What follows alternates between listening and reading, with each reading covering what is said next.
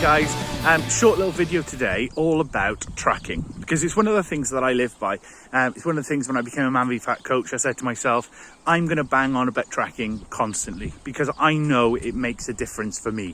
Now, that's not just a personal thing where I want to live by something because it works for me, because everyone works differently, which is why I'm going to give you a variety of ways of tracking. Because through my life, I've tracked in different ways. I've tracked in a very strict way, I've tracked in a very loose way, but I've pretty much, when I've tried to lose weight, always tracked. And all the evidence shows that the people who track are much more likely to be successful in their weight loss. So I'm going to talk to you about ways of tracking, not just my ways, lots of ways I've seen loads of brilliant programmers do, lots of different Man v Fat people who track in different ways. So the first way is the most strict, and it's one of the ways that really helped me lose the bulk of my weight. And that way of tracking is using an app like MyFitnessPal, SumUp, LifeSum, I believe there's another one called. And all you do is you put in what you eat. You scan packaging, you type in calories, you take it down to the detail you need to take it down to, but normally it's like minute, like everything. So it's really a good way of tracking because it'll tell you so much data. That doesn't mean that because you've tracked it you're going to lose, because the evidence shows that even like registered dietitians, they under report what they eat. All those little things, the jammy dodge that was just on the table in work that we haven't written down, the little bit of food off our child's plate that we do eat, that stuff, that's under reporting. So if you are going to use something like MyFitnessPal, just try and be as honest as you can about it, or just be very sensible about the fact that you know that things aren't going to be absolutely spot on. It's not going to be 100% accurate, just because we're humans and we err, really. So another way you can track is by writing in a diary. And when I welcome people to the program, I say you can use this diary in the amount of detail that works for you.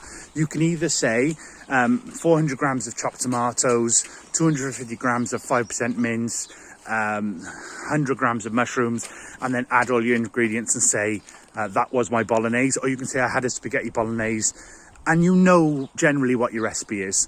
You know generally how much pasta you had, although I would suggest things like pasta, rice, potatoes, they're the things you should be looking at a weighed food diary, because they're the things that can, and speaking for personal experience here, they're the things that get out of hand sometimes.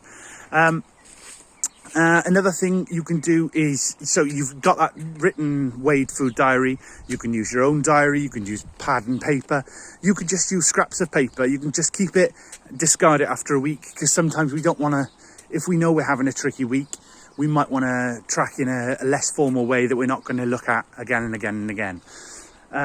So I've done that at certain times. You know, I've got a wedding happening in the week, so I'm tracking up to that, but I'm saying I'm not going to track that day. You know, I know I'm going to have 10 beers. I know I'm going to go to the buffet 3 times. Whatever happens, I've just got to write that day off. So that's fine to do it in a less formal way. One of the things at the moment my team in Cardiff are doing is we're doing a photo diary. So we're taking photos of everything we eat. It doesn't have to be, like I said, that jammy dodge that we had at the table. You know, people would get annoyed, especially if you're putting that in a team chat. Well, some teams might not. But putting photos of your main meal and then having the chance to talk about it, or just keeping them for yourself, is a valuable thing. So you can photo diary it, you can write it down. Lots of people use, and I did for a long time in Cardiff, use just my notes app. I just quickly jotted down, almost like a journal, like a memory. That was a really good way of doing it. However you track, it will have a benefit to you until it doesn't. So I'm going to tag on to the end here that I've got some people in Newport and I've worked with some people in Cardiff who tracking at the moment doesn't work for them. You know, their head's not in the right place for that. Not tracking can be as mindful as tracking. So if you know, or I'm not, like I said about the wedding, I'm not going to track that day, because if I track it and write it down, that's just going to upset me. And if I feel that I'm chasing that constantly, oh, I've got to make up for that, that's not going to help you. So if there are real reasons why tracking isn't going to work for you that week, that can't be a constant thing if you're talking about tracking goals in Man v Fat either.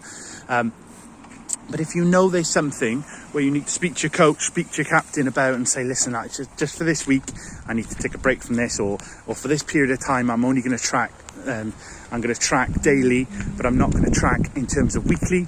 That would be absolutely acceptable. One thing I'm going to add on is, because I had a really amazing text from a guy who said, listen, I'm going out, I can't make my team's match, but I want to come in and weigh. So I made sure I was there to weigh him in a little bit early from the session.